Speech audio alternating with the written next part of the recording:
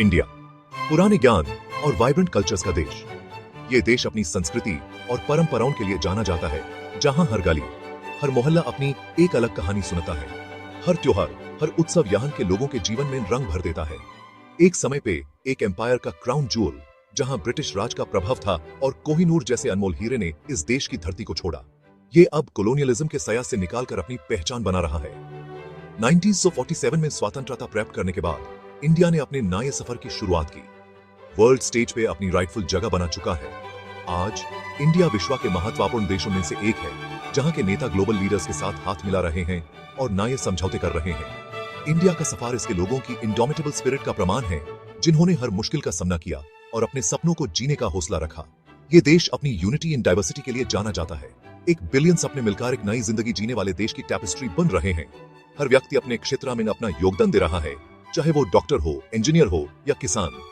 बच्चे school uniform में नए सपने देख रहे हैं। ये है इंडिया के उभार की कहानी, जो हर सुबह नए सपनों के साथ जगता है। ये कहानी है एक देश की जो अपने अस्तित्व को नए रूप में देख रहा है। रेजिलियंस, एम्बिशन और एक ब्राइटर टुमारो में अनवेवरिंग बिलीफ की कहानी। नए उद्यमी अपने स्टार्टअप्स में नए आइडियाज ला रहे हैं और स्टूडेंट्स अपनी ग्रेजुएशन के बाद नए सपनों को साकार कर रहे हैं। सदियों से इंडिया को कॉन्ट्रडिक्शंस की धरती के रूप में देखा जाता रहा है। पॉवर्टी और प्रॉस्पेरिटी, जहां एक तरफ झोपड़पट्टी है और दूसरी तरफ आकाश चूटे स्काईस्क्रेपर्स। ट्रेडिशन और मॉडर्निटी का मेल्टिंग पॉट, जहां पुरानी कला और नए टेक्नोलॉजी का संगम होता है।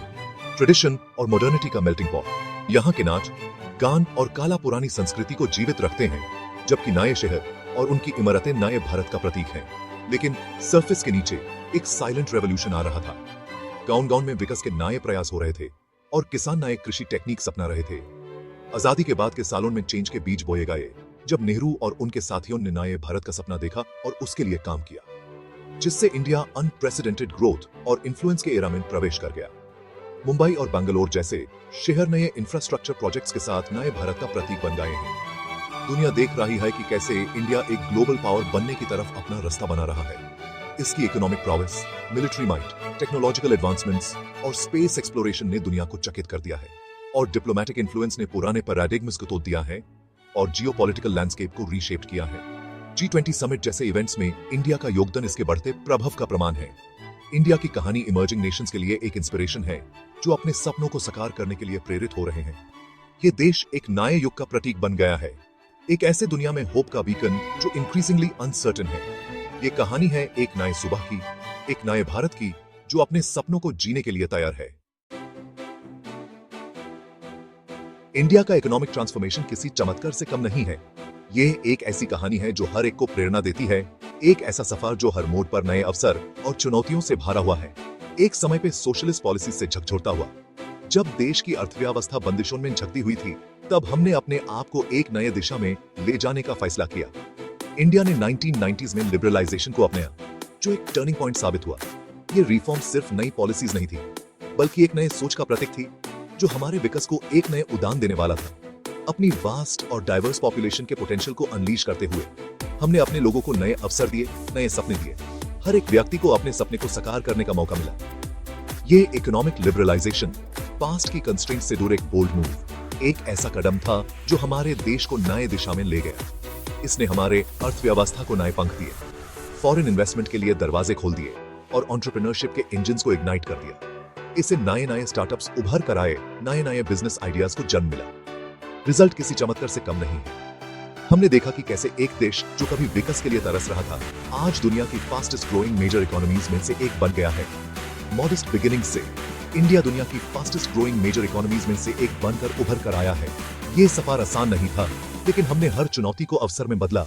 इसकी यूथफुल पॉपुलेशन एक ऐसा डेमोग्राफिक डिविडेंड जो ज्यादातर नेशंस के पास नहीं है, इनोवेशन और कंजम्पशन को ड्राइव कर रहा है।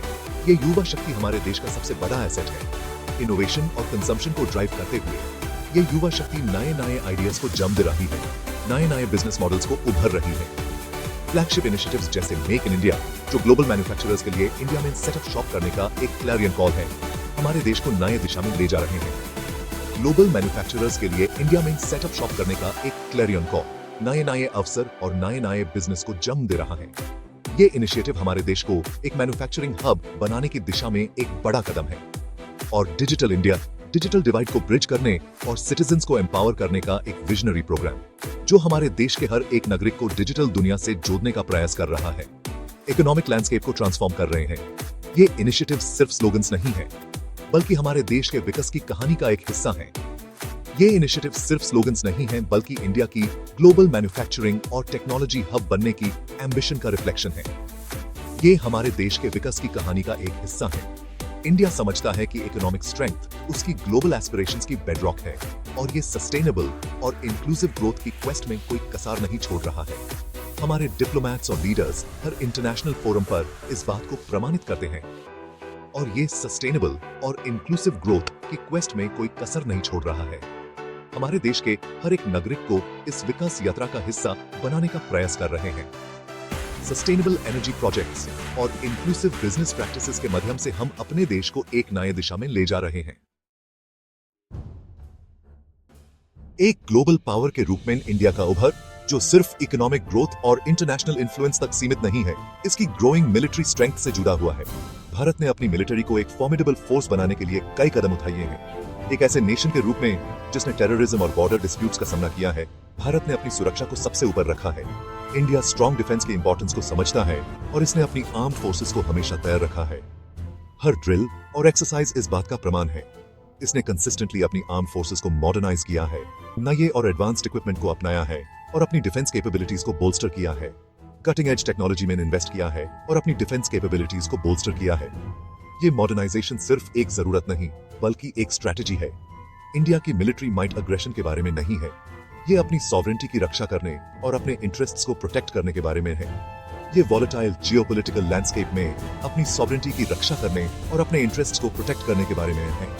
हर ऑपरेशन, हर मिशन इस बात का सबूत है। इंडिया की strategic partnerships, specially like minded democracies के साथ रीजन और उससे आगे पीस और स्टेबिलिटी मेंटेन करने की इसकी कमिटमेंट का प्रमाण है।